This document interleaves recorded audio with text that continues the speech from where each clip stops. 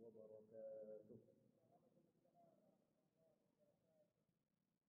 إن الحمد لله نحمده ونستعينه ونستغفره ونعوذ بالله من شرور أنفسنا ومن سيئات أعمالنا من يهده الله فلا مضل له ومن يضلل فلا هادي له أشهد أن لا إله إلا الله وحده لا شريك له وأشهد أن محمدا عبده ورسوله الذي لا نبي بعده. اللهم صل وسلم على عبدك ونبيك ورسولك سيدنا محمد وعلى آله وصحبه أجمعين. أما بعد. رب اشرح لي صدري ويسر لي أمري واحلل عقدة من لساني يفقهوا قولي. اللهم انفعنا بما علمتنا وعلمنا ما ينفعنا وزدنا علما. ربنا زدنا علما وارزقنا فهما. Ikhwani al-ahibba, saudara-saudara yang saya cintai karena Allah, kita bersyukur kepada Allah Subhanahu wa taala. Dialah Allah Subhanahu wa taala yang telah memberikan kepada kita berbagai macam kenikmatan, dan salah satu nikmat yang hendaknya kita senantiasa syukuri adalah kenikmatan untuk senantiasa mencintai Rasulullah sallallahu alaihi wasallam. Karena mencintai Rasulullah sallallahu alaihi wasallam kita tahu merupakan salah satu bukti lurusnya iman seseorang. Nabi sallallahu alaihi wasallam pernah bersabda, "La yu'minu ahadukum hatta an akuna ahabba ilaihi min walidihi wa waladihi wan nasi ajma'in." Kata Nabi sallallahu alaihi wasallam, tidak beriman salah seorang di antara kalian sampai aku lebih ia cintai daripada orang tuanya, daripada anak-anaknya, daripada seluruh manusia. Jadi Nabi sallallahu alaihi wasallam mendapatkan hak untuk kita cintai di atas kecintaan kita kepada orang tua kita, di atas kecintaan kita kepada anak-anak kita, di atas kecintaan kita kepada seluruh manusia, termasuk kecintaan kita kepada diri kita pribadi. Dahulu Sayyidina Umar bin Khattab radhiyallahu anhu pernah berkata kepada Nabi sallallahu alaihi wasallam, "Ya Rasulullah, sungguh aku mencintaimu sesudah aku mencintai diriku sendiri." Kata beliau, "Aku mencintaimu sesudah aku mencintai diriku sendiri." Kata Rasulullah SAW, "Tidak demikian, wahai Umar. Engkau mencintai aku di atas kecintaanmu terhadap dirimu sendiri." Kata Umar, "Kalau begitu, aku mencintaimu di atas kecintaanku terhadap diriku sendiri." Kata Rasulullah, "Sekarang baru itu yang dimaksud dengan iman." Jadi Nabi sallallahu alaihi wasallam memiliki hak untuk kita cintai di atas kecintaan kita kepada seluruh manusia yang lain. Oleh karena itu, malam hari ini salah satu bentuk kita mencintai Nabi sallallahu alaihi wasallam, kita akan mempelajari satu kitab yang sangat indah yang bercerita mengenai Nabi kita Muhammad sallallahu alaihi wasallam. Dan insyaallah kitab ini akan kita bahas rutin ya, setiap hari Senin malam Selasa pekan keberapa sekarang? Pekan ketiga. Ketiga ya. Tiga kayaknya kalau enggak salah ya. Ketiga ya. Pekan ketiga. Jadi insyaallah Senin malam Selasa pekan ketiga kita akan bahas kitab ini, Syama'il Muhammadiyah. Yang kitab Syama'il Muhammadiyah ini terdiri dari 56 bab. Yang setiap babnya ada sekian hadis ya. Bab pertama saja itu kalau tidak salah ada sekitar 14 atau 15 hadis. Ya, jadi kalaulah kita bahas itu satu bab, satu pertemuan, yang kelihatannya nggak mungkin. Mungkin satu bab bisa 2 atau 3 pertemuan. Maka kira-kira berapa tahun kita selesai? Mungkin 3-4 tahun baru selesai kita membahas kitab ini. Kitab ini ya, disusun oleh Al-Imam At-Tirmidzi, Abu Isa At-Tirmidzi rahimahullah ta'ala. Beliau kita tahu merupakan salah seorang ulama hadis terkemuka. Ya. Beliau menulis kitab ini dengan judul Syama'ilun Nabi. Syama'ilun Nabi. Syama'il artinya adalah dari kata syamila yashmulu, yang artinya mengandung, meliputi, ya, menjelaskan keseluruhan. Ya. Jadi Syama'il ini maknanya adalah menjelaskan keseluruhan. Syama'ilun Nabi, menjelaskan keseluruhan mengenai kehidupan Nabi sallallahu alaihi wasallam. menjelaskan keseluruhan mengenai kepribadian Nabi sallallahu alaihi wasallam. Mulai dari fisik beliau sallallahu alaihi wasallam sampai dengan akhlak beliau. Nanti kita lihat di kitab ini, Imam At-Tirmidzi mengawali pembahasannya mulai dari pembahasan mengenai fisik Nabi sallallahu alaihi wasallam, dan di bab terakhir beliau akan membahas mengenai keutamaan bermimpi bertemu dengan Rasulullah sallallahu alaihi wasallam. Yang keutamaan ini tentu saja tidak akan bisa kita raih kalau kita tidak mengenal Nabi kita Muhammad sallallahu alaihi wasallam. Karena memang Nabi Muhammad sallallahu alaihi wasallam memang tidak bisa diserupakan oleh syaitan. Nabi sallallahu alaihi wasallam bisa datang dalam mimpi kita, dan syaitan tidak akan bisa menyerupakan wajah Nabi sallallahu alaihi wasallam. Tapi syaitan bisa datang ke mimpi kita dan mengaku-ngaku bahwa beliau adalah Nabi Muhammad sallallahu alaihi wasallam. Dan orang yang tidak mengenal Nabi Muhammad sallallahu alaihi wasallam, tidak mengenal ciri-ciri Nabi Muhammad sallallahu alaihi wasallam, ini bisa saja tertipu oleh syaitan yang mengaku-ngaku bahwa beliau adalah Nabi Muhammad sallallahu alaihi wasallam. Sedangkan orang yang mempelajari bagaimana ciri-ciri Nabi sallallahu alaihi wasallam, dia tidak akan tertipu dengan syaitan. Jadi ini salah satu manfaat yang akan kita raih apabila kita mempelajari kitab Syama'il ini. Kita jadi tahu Nabi sallallahu alaihi wasallam itu seperti apa sih, dan kita tidak akan tertipu oleh syaitan ketika dia datang dalam mimpi kita. Dan salah satu faedah penting juga adalah bagaimana kita tahu bahwa salah seorang keturunan Nabi sallallahu alaihi wasallam nanti akan Allah bangkitkan di akhir zaman. Yang kata Nabi sallallahu alaihi wasallam, namanya sama dengan namaku. Namanya Muhammad bin Abdullah Al-Hasani. Al-Hasani. Yang itu berarti beliau keturunan dari Hasan bin Ali bin Abi Thalib radhiyallahu anhu. Ini merupakan akidah kita, akidah Ahlussunnah wal Jamaah, bahwa Al-Mahdi yang nanti akan Allah bangkitkan, beliau lahir dari keturunan Al-Hasan. Bukan lahir dari keturunan Al-Husain. Yang membedakan antara kita dengan orang-orang Syiah Rafidhah. Orang Rafidhah meyakini Al-Mahdi itu datang dari Al-Husain. Nah, kata Nabi sallallahu alaihi wasallam, namanya sama seperti namaku dan wajahnya sama seperti wajahku.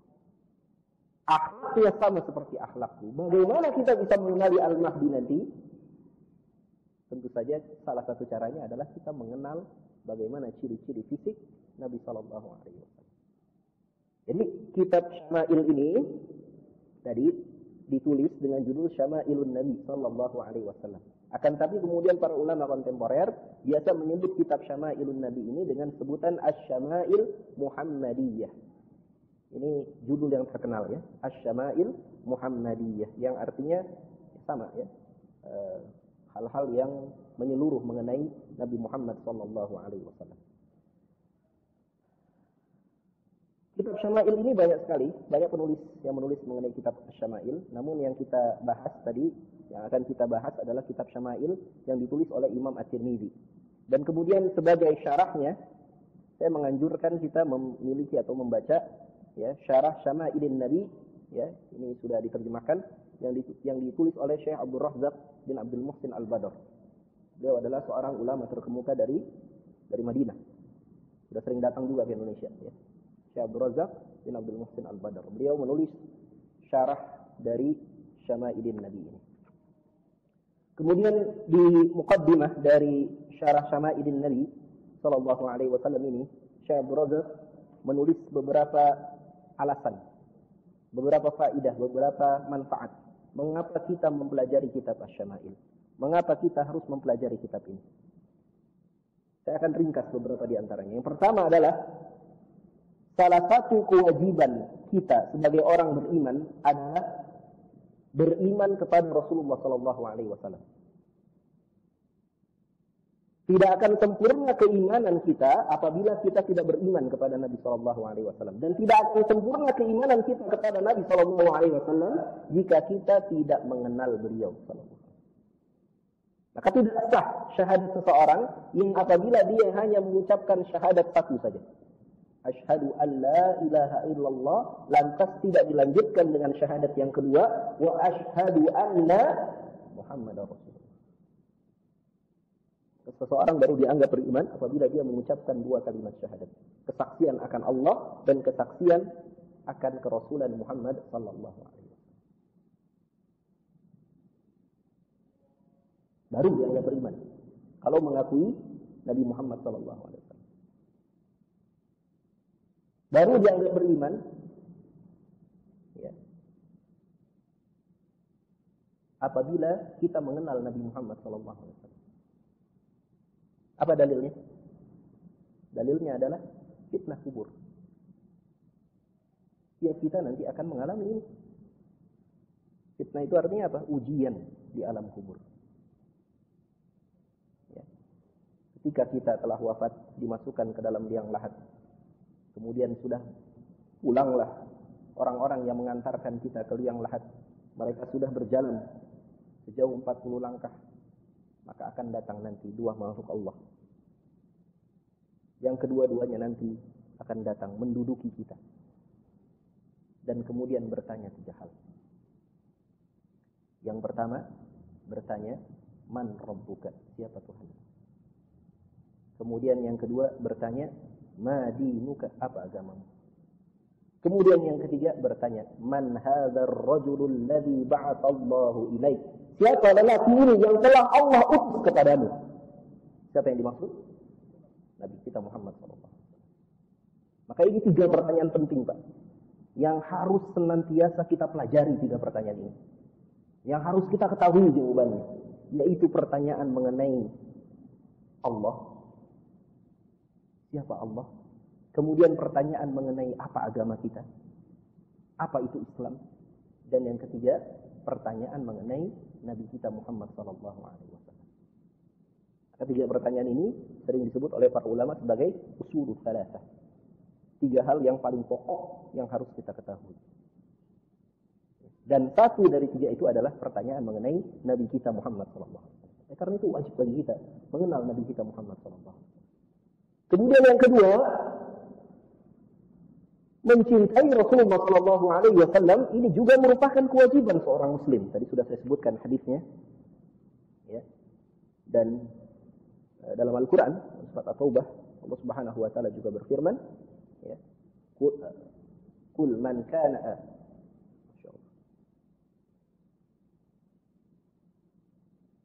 Qul in kana aba'ukum wa abna'ukum wa ikhwanukum wa 'ashiratukum wa azwajukum wa amwalun iqtaraftumuha wa tijaratun takhshawna kasadaha wa masakin tardawnaha ahabba ilaykum minallahi wa rasulihi wa jihadin fi sabilihi fatarabbasu hatta ya'ti Allahu bi amri.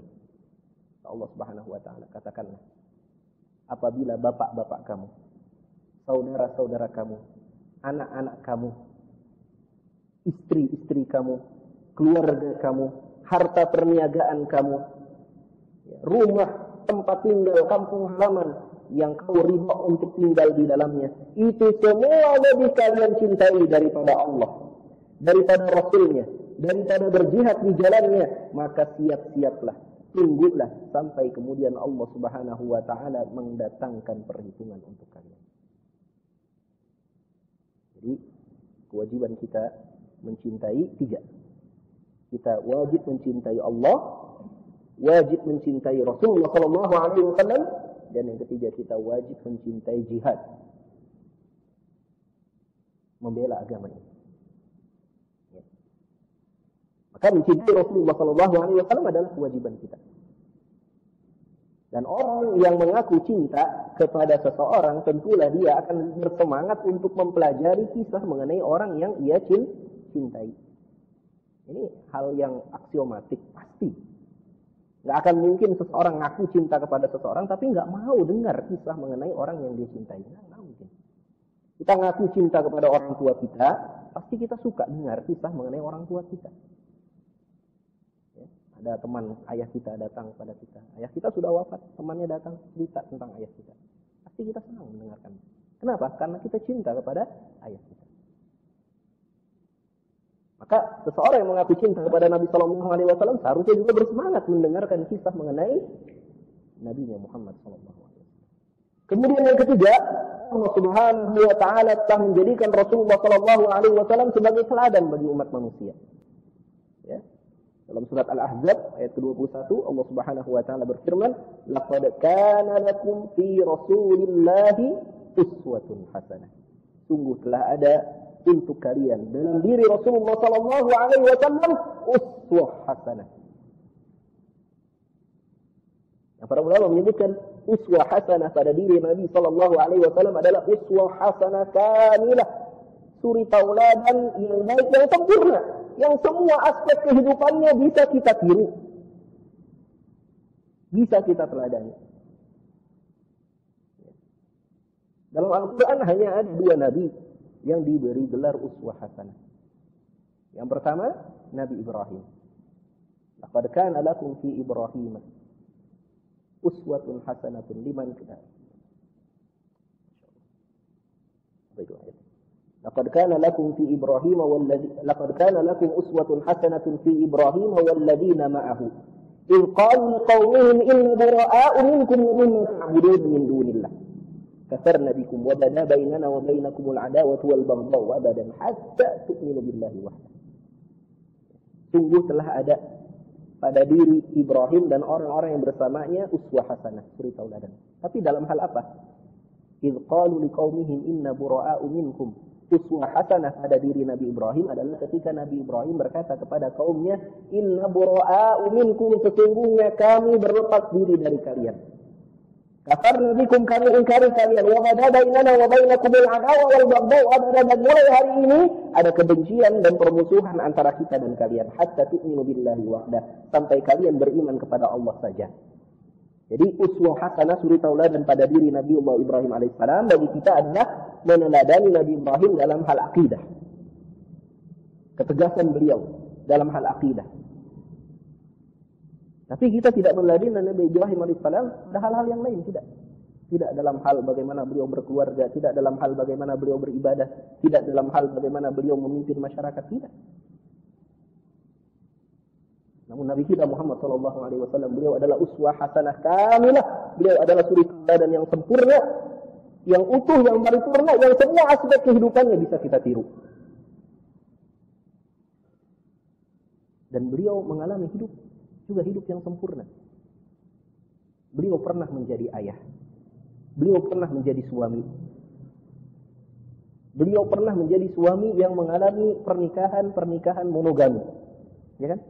Menjadi suami hanya dengan satu orang istri. Dan beliau pula pernah menjadi suami dengan pernikahan poligami, dengan banyak istri. Yang ini enggak semua nabi melakukan itu kan? Lebih lama mana Nabi SAW menjalani hidup sebagai suami dengan satu istri atau dengan banyak istri? Lebih lama Nabi SAW menjalani hidup sebagai suami dengan satu istri. Beliau SAW menikah dengan Khadijah selama 20 tahun. Sedangkan pernikahan beliau dengan istri-istrinya yang lain itu kurang dari 10 tahun.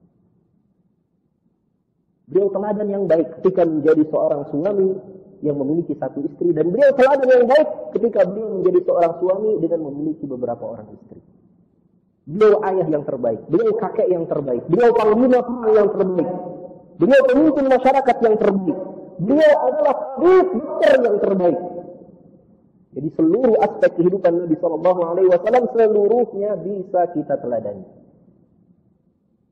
Ini berbeda dengan para nabi-nabi yang lain.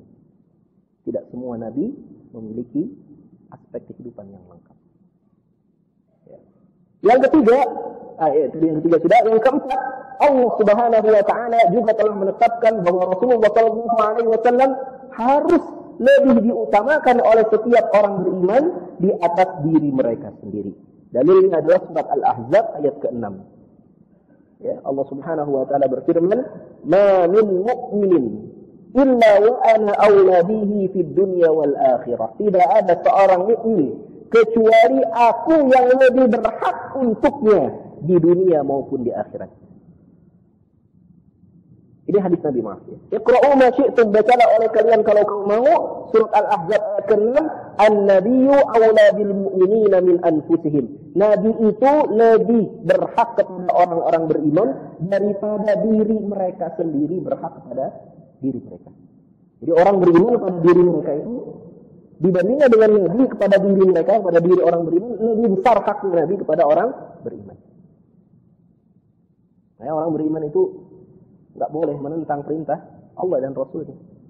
Maka Nabi mu'minin wala mu'minatin idza qadallahu wa rasuluhu amran ay yakuna lahumul khiyaratu min amrihim. Enggak layak seorang mukmin laki-laki maupun mukmin perempuan apabila Allah dan Rasulnya sudah menetapkan satu urusan dia pilih urusan yang lain, enggak layak. Ciri orang beriman itu apa? Wa qalu sami'na wa ata'na. Kami dengar dan kami taat. Kami dengar dan kami taat. Dan dahulu para sahabat ketika mereka mendengar perintah dari Rasulullah sallallahu alaihi wasallam, ata'na, kami taat. Meskipun terasa berat.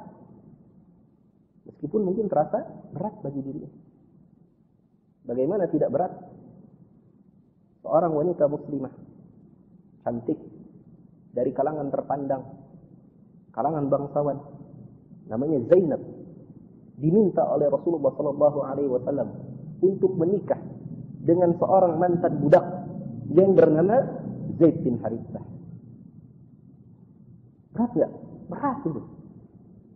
Tapi ketika Zainab mengetahui bahwa Zaid melamar dirinya atas perintah Rasulullah sallallahu alaihi wasallam, maka Zainab tidak berpikir panjang. Dia terima lamaran Rasulullah SAW. Bagaimana tidak berat? Dahulu Abu Bakar As-Siddiq radhiyallahu anhu pernah disakiti hatinya oleh sepupunya yang bernama Mistah. Kita tahu bahwa Mistah ini termasuk dari sedikit orang beriman yang ikut menyebarkan berita palsu mengenai Aisyah radhiyallahu anha. Dalam peristiwa hadisatul ifk. Aisyah itu digosipkan macam-macam oleh orang-orang munafik, dan salah satu yang menyebarkan informasi mengenai Aisyah, menyebarkan berita palsu mengenai Aisyah adalah Mistah. Mistah ini dulu biasa dibantu oleh Abu Bakar As-Siddiq. Biasa dinafkahi oleh Abu Bakar As-Siddiq dari sejak Mistah. Nah, ketika Abu Bakar tahu Mistah ikut menyebarkan berita palsu, maka Abu Bakar berkata apa? Wallahi la unfiqu ala Mistah ba'dama yaqul abada.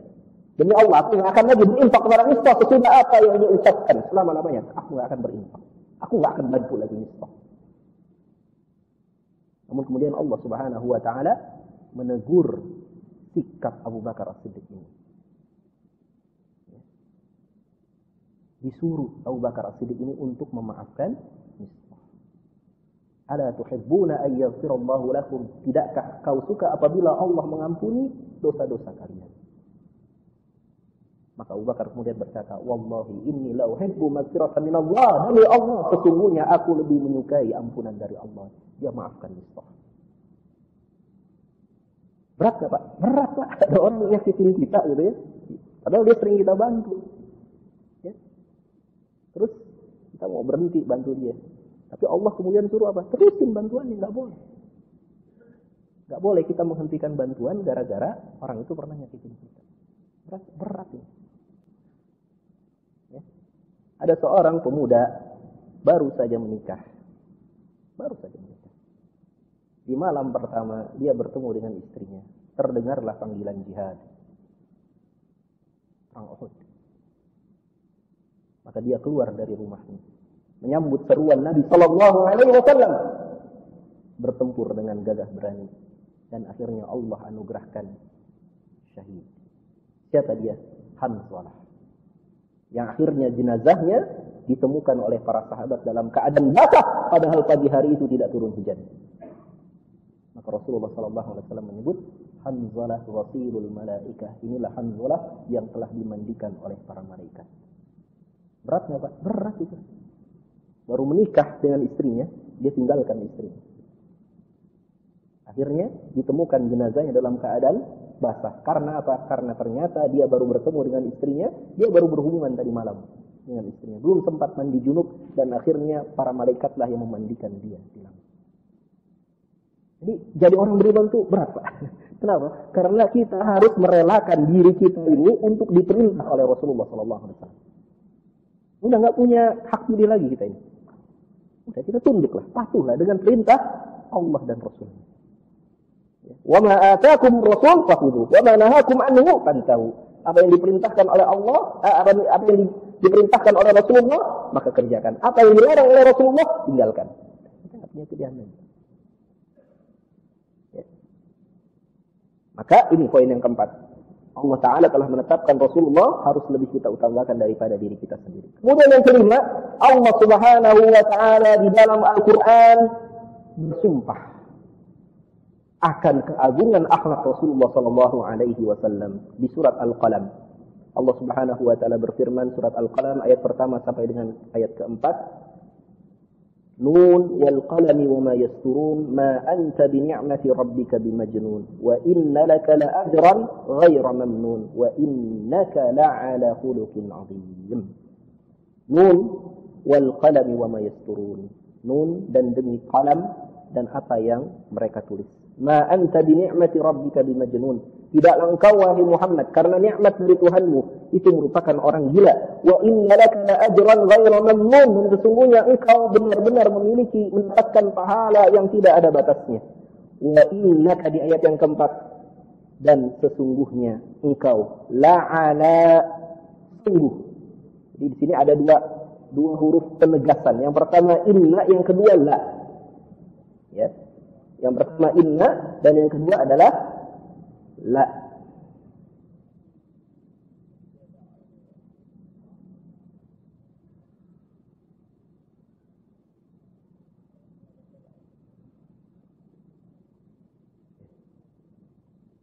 Inna artinya sesungguhnya.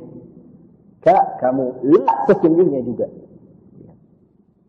Allah Subhanahu wa Ta'ala menegaskan, dan sesungguhnya engkau sungguh-sungguh ada khuluqin azim, berada pada akhlak yang agung.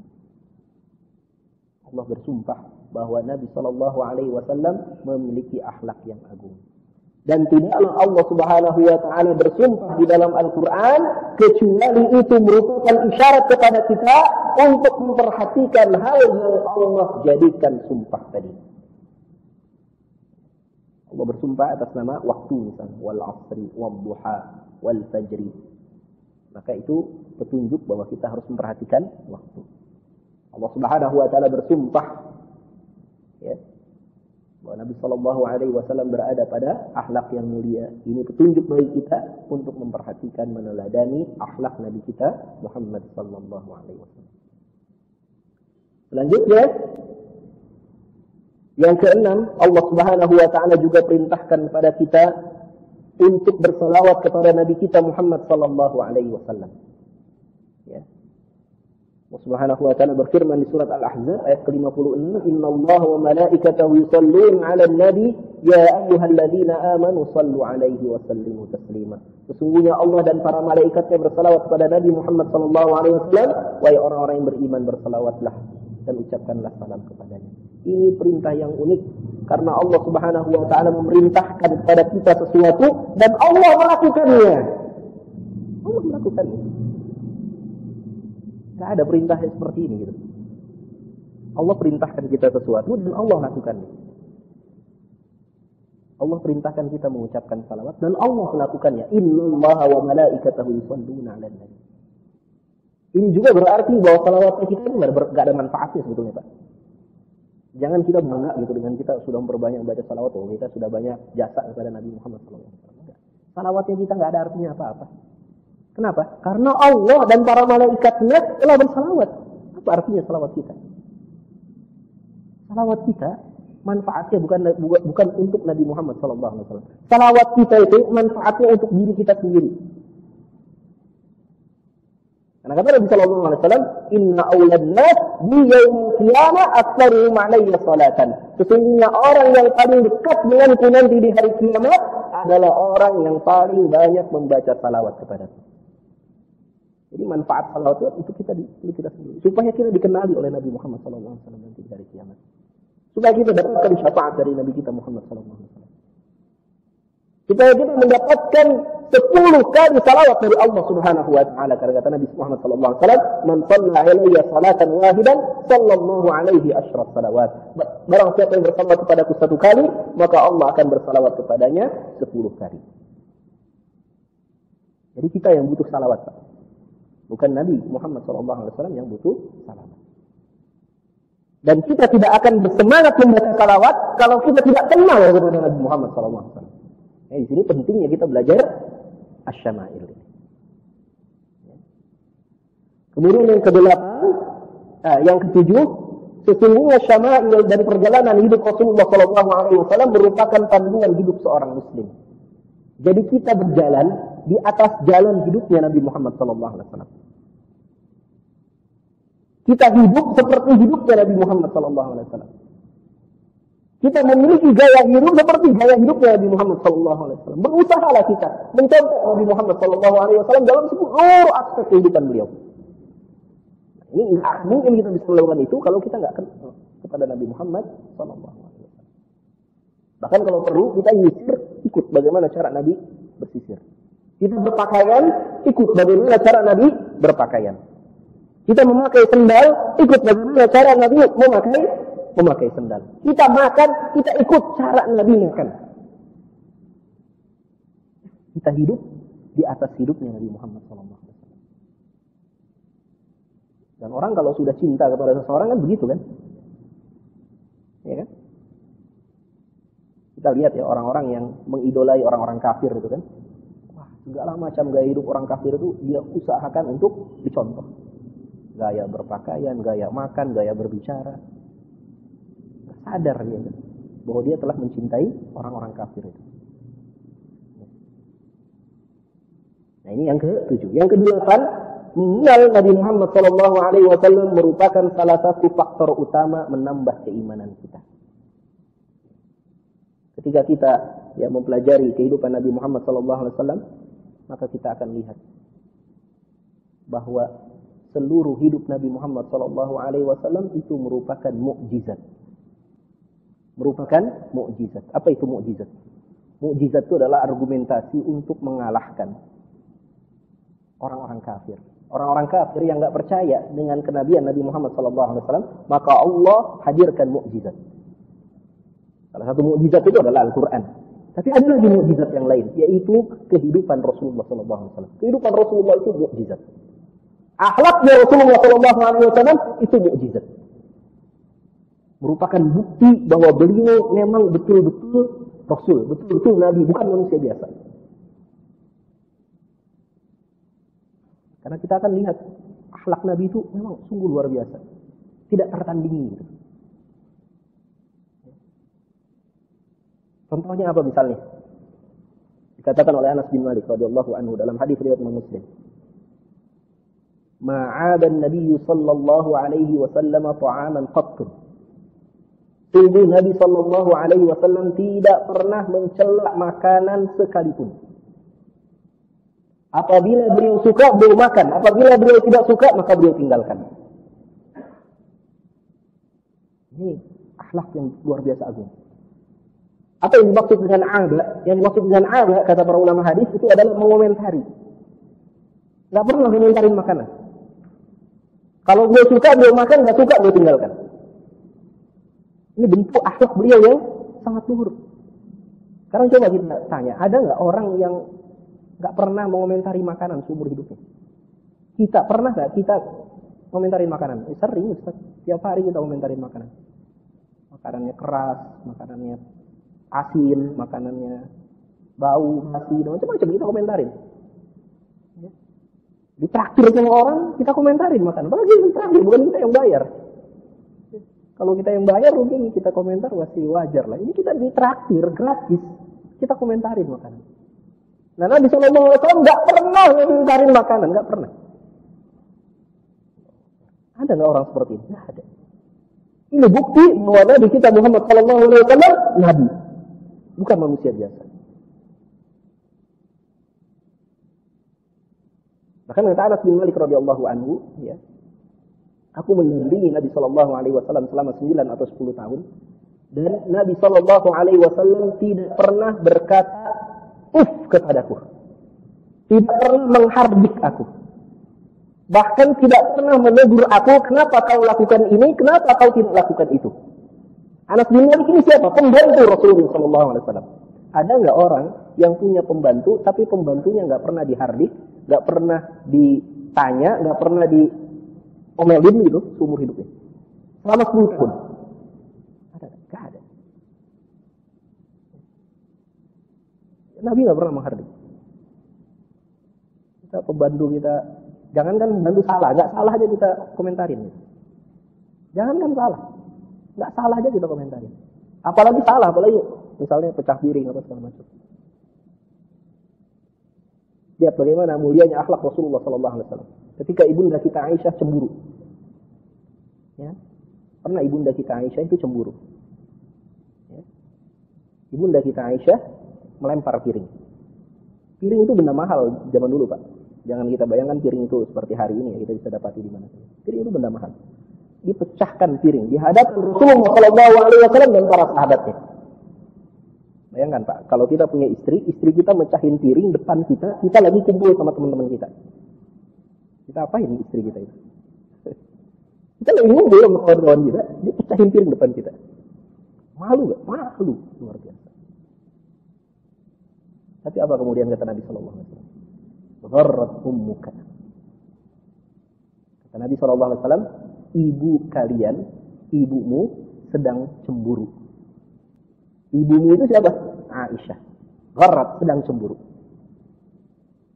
Jadi Aisyah gak ngomelin, Aisyah gak dihardik, apalagi ditampar enggak. Tapi Nabi SAW menjelaskan kepada para sahabat, ibumu itu sedang cemburu. Para sahabat merasa ini ibu kita.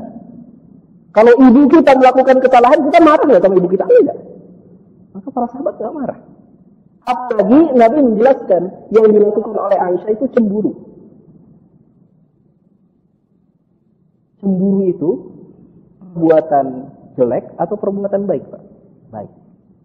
Karena cemburu itu bentuk cinta. Dan salah satu tanda orang beriman itu cemburu. Salah satu tanda orang beriman. Dan salah satu tanda orang itu dimurkai oleh Allah, nggak punya cemburu. Makanya satu dari 3 orang yang nanti tidak akan Allah lihat di hari kiamat, siapa? Salah satunya dayyus. Apa itu dayyus? Rajulun la ghara fi ahlihi, seorang lelaki yang nggak punya cemburu kepada keluarganya. Nggak cemburu dia sama istrinya, nggak cemburu sama anak perempuannya. Dulu ada sahabat Nabi namanya Sa'ad bin Mu'adz. Sa'ad bin Mu'adz ini ada 2 riwayat yang menyebutkan namanya Sa'ad bin Mu'adz. Riwayat yang pertama menyebutkan Sa'ad bin Mu'adz ini pernah berkata kepada kawan-kawannya, kalau saya lihat istriku ngobrol dengan seorang lelaki, maka lelaki itu akan aku bunuh. Aku lihat istriku ngobrol dengan lelaki itu akan aku bunuh. Bayangkan, kalau kita jadi Sa'ad hari ini, istri kita ngobrol sama tukang sayur, dibunuh tukang sayur. Riwayat yang kedua menyebutkan Sa'ad pernah berkata, Sa'ad pernah menyembelih seekor unta. Yang unta ini bekas dinaiki oleh istrinya. Jadi ini unta sudah tua, sudah nggak dinaiki lagi oleh istrinya, kemudian disembelih. Kawan-kawannya tanya, wahai Sa'ad, kenapa kau sembelih unta itu? Kata Sa'ad, ini unta bekas dinaiki oleh istri saya. Saya nggak mau unta ini hidup dan kemudian nanti dinaiki oleh lelaki yang lain. Ya. Demikian cemburunya Sa'ad kepada istrinya itu. Unta bekas istrinya jangan sampai dinaiki oleh laki yang lain, makanya unta itu disembelih. Luar biasa. Kalau istri kita naik ojek, bareng tukang ojek, gomes, ya, goceng mesra, ya, turun dari ojek, salim sama tukang ojek. Karena biasa salim sama suaminya, dia lupa ini. Nggak ada ghirah, nggak ada cemburu. Sangat kuat cemburu sama istri. Ya. Maka para sahabat ngadu ke Rasulullah. Ya Rasulullah, ini saat ini begini-begini, cemburunya keterlaluan. Apa kemudian kata Rasulullah? Ata'jabuna bi ghirati Sa'ad, apakah kalian heran dengan cemburunya Sa'ad? Wallahi ana aghyaru minhu, demi Allah aku lebih pencemburu daripadanya. Rasulullah lebih pencemburu daripada Sa'ad. Wallahi Allahu aghyaru minni, Allah itu lebih pencemburu daripada aku. Jadi cemburu itu ciri orang beriman. Kita laki ini harus pencemburu. Cemburu itu ciri orang beriman. Maka itu, dan nanti kalau kita lihat ya, sirah Nabi Sallallahu Alaihi Wasallam, kita akan tahu ini memang betul beliau itu Rasul. Beliau itu bukan manusia biasa. Beliau memang dibimbing ilmu wahyu. Ya. Dan ini akan menambah keimanan kita. Kemudian yang ke-9 ini yang terakhir ya. Dan sebenarnya banyak hal di sini, tapi ini yang paling penting. Bahkan poin ini yang disebutkan oleh ayahanda dari penulis syarah ini, yaitu Syekh Abdul Muhsin Al-Abbad. Dia berkata, ketika putraku menulis kitab syarah ini, maka satu faedah paling besar dari kita mempelajari Syama'il Muhammadiyah, mempelajari kitab Asy-Syama'il ini adalah supaya kita mampu bertemu dengan Rasulullah SAW dalam mimpi kita. Dan kita betul-betul mengenali beliau SAW. Karena kata Rasulullah SAW dalam hadis diriwayatkan oleh Imam Al-Bukhari dan Muslim dari jalur Abu Hurairah radhiyallahu anhu, qala wa man ra'ani fil manami faqad ra'ani haqqan. Barang siapa yang melihatku dalam tidurnya, maka sungguh dia betul-betul melihat aku dengan benar. Jadi satu-satunya jalan kita bertemu dengan Rasulullah hari ini adalah kita bertemu dengan Rasulullah dalam mimpi kita. Dan itu Allah berikan kesempatan kepadanya. Fa inna syaitana la yatamassalu fi surati, karena sesungguhnya syaitan itu tidak bisa menyerupakanku ya dalam rupaku.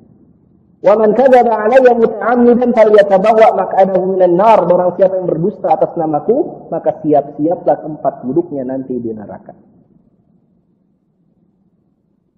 Memang syaitan enggak bisa menyerupai nabi, tapi syaitan bisa ngaku-ngaku nabi. Makanya kita harus belajar kitab Syama'il. Dan tadi jalur kita bertemu dengan Rasulullah hari ini yang paling mungkin adalah bertemu dengan Rasulullah dalam keadaan tidur. Sedangkan dalam keadaan yaqzah, dalam keadaan terjaga, ini tidak ya diakui oleh para ulama. Walaupun sebagian ya kelompok tasawuf ya, kelompok sufi yang berlebihan. Di antara mereka ada yang memiliki keyakinan bahwa mereka bisa bertemu dengan Rasulullah dalam keadaan terjaga. Dalam keadaan terjaga. Maka keyakinan ini sesungguhnya tidak berdasarkan dalil, karena nggak ada dalilnya. Dan tidak ada pernah dahulu para sahabat, orang yang paling cinta kepada Rasulullah kan para sahabat. Nggak pernah ada cerita para sahabat itu dulu pernah ketemu dengan Rasulullah ketika Rasulullah sudah wafat. Rasulullah kemudian bertemu dengan mereka, kemudian mereka bercerita, nggak ada. Para sahabat, para tabi'in nggak pernah ada ceritanya. Nah, kalau ada sekarang orang ngaku-ngaku gitu, dia ketemu dengan Rasulullah dalam keadaan terjaga, maka ini pengakuan ini nggak bisa kita terima. Yang ngaku-ngaku gitu, saya ketemu dengan Rasulullah, Rasulullah ada di tempat tidur saya, Rasulullah ada di samping mobil saya, ketika saya mau buang sampah, Rasulullah negor saya, kamu mau buang sampah, ketika saya mau terobos lampu merah, ada Pak, orang-orang ngaku kayak gitu. Ini sama seperti keyakinan orang-orang Rafidhah, terus terang. Ya. Saya sudah pernah cerita di majelis ini, ya, kami keluarga dahulu ada beberapa orang saudara kami yang terkena syubhat Rafidhah. Bahkan kakak kandung saya itu dulu kena syubhat Rafidhah, masuk ya jadi pengikut agama Rafidhah. Ya, salah satu keyakinan Rafidhah adalah mereka meyakini para imam-imam mereka, para ayatullah mereka, ya, mereka ngaku itu ayatullah. Para imam-imam mereka itu bisa bertemu dengan Rasulullah langsung dalam keadaan terjaga. Sehingga itu ya para pimpinan itu di Iran itu kalau mau konsultasi soal politik, soal ekonomi, soal macam-macam, itu langsung ketemu dengan Rasulullah. Konsultasinya langsung dengan Rasulullah. Saya heran juga kalau konsultasi sama Rasulullah, kenapa sampai sekarang di Iran demonstrasi nggak selesai-selesai. Konsultasinya yang salah atau gimana? Sampai sekarang Pak, itu demo di Iran tuh nggak selesai-selesai. Jadi itu keyakinan orang-orang yang keliru. Mereka meyakini mereka bisa bertemu dengan Rasulullah dalam keadaan terjaga. Ya. Kita meyakini kita hanya bisa bertemu dengan Rasulullah dalam keadaan mimpi, dan ini merupakan nikmat yang sangat besar ketika kita mampu bertemu dengan Rasulullah dalam keadaan bermimpi. Dan ini termasuk salah satu nikmat yang boleh diceritakan, karena ini mimpi baik. Mimpi baik boleh diceritakan. Ya, tapi tidak boleh pula kita membanggakan diri gitu. Kita menganggap kita sudah pernah mengalami bermimpi bertemu dengan Rasulullah, kemudian kita membanggakan diri kita. Kita menganggap diri kita lebih saleh daripada orang lain. Ini tidak boleh. Dan tentu saja sekali lagi syaratnya tadi apa? Dia harus kenal Dia harus tahu yang dia temui memang betul Rasulullah. Ya dia pelajari lagi kitab-kitab Syama'il ini. Karena kalau ternyata dalam mimpinya dia ketemu dengan seorang lelaki ngaku Rasulullah SAW, namun kemudian kulitnya hitam, tubuhnya pendek, badannya gemuk, ya ini bukan Rasulullah. Rasulullah nggak punya ciri-ciri seperti itu. Demikian ya, wallahu a'lam bishawab. Jadi saya kira ini dulu sebagai pengantar dari kajian kitab Syama'il kita. Saya mohon waktu mungkin sampai dengan masuk waktu iqamah sekitar 10 menit. Sudah 7 menit, 53. Ada beberapa pertanyaan. Bismillah, assalamualaikum Ustaz. Nabi Muhammad SAW sangat mencintai anak yatim. Apa hukumnya jika seseorang tidak menghargai, tidak menyantuni anak yatim? Mereka tahu hartanya habis. Ustaz, ada lagi pondok tahfiz yang sedikit pun tidak welcome dengan seorang anak yatim. Padahal si ibu anak yatim tadi bukanlah janda kaya raya. Gitu. Si ibu anak yatim tadi baru hijrah ke sunnah setelah suaminya meninggal, lalu harus sendiri mencari hidayah untuk anak-anaknya. Ya, Allah Subhanahu Wa Taala ya mencela orang yang tidak mencintai anak-anak yatim. Ya, dalam surat Al-Ma'un itu. Ara'aital ladzi yukadzibu bid-din fadzalikal ladzi yad'u al-yatim wa la yahuddu 'ala ta'amil miskin. Maka orang yang tidak mencintai anak yatim itu adalah orang yang tidak beriman kepada hari akhir. Karena orang yang beriman pada hari akhir dia akan mencintai anak-anak yatim. Ya. Jadi kalau ada pondok tahfiz tidak welcome dengan anak yatim, nah ini carilah pondok tahfiz yang lain, Bu. Insyaallah masih banyak pondok-pondok yang lain yang bisa menerima anak-anak yatim. Ya. Kalau perlu rekomendasi ya datang nanti ke ustadz-ustadz yang bisa memberikan rekomendasi. Biasanya butuh itu juga surat rekomendasi, nanti insyaallah mudah-mudahan bisa dibantu. Demikian ikhwatal iman rahimakumullah, pertemuan pertama kita membahas kitab Syama'il Muhammadiyah. Mudah-mudahan Allah Subhanahu wa taala senantiasa teguhkan hati kita untuk senantiasa mencintai agama ini, mencintai Allah dan Rasul-Nya, mencintai hidup berjalan di atas sunnah Nabi kita Muhammad sallallahu alaihi wasallam. Aku qouli hadza astaghfirullah li wa lakum innahu huwas samiul alim. Walhamdulillahirabbil alamin. Assalamualaikum warahmatullahi wabarakatuh.